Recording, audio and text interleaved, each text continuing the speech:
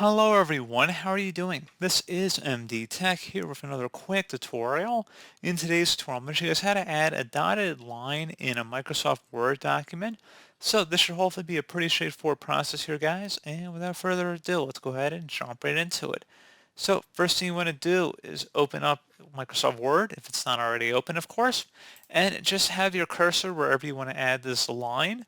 And then you want to type an asterisk sign 3 times in a row. So the shift and the 8 key basically. So you have 3 asterisks all lined up here. And now you want to hit enter on your keyboard. And you should notice that we have a dotted line that's right up here. So the reason why it came to the previous page is that I did not go far enough down on this page. But if I did the asterisks again, or maybe a little bit further down this page and hit enter, you would see it appears right on top of it.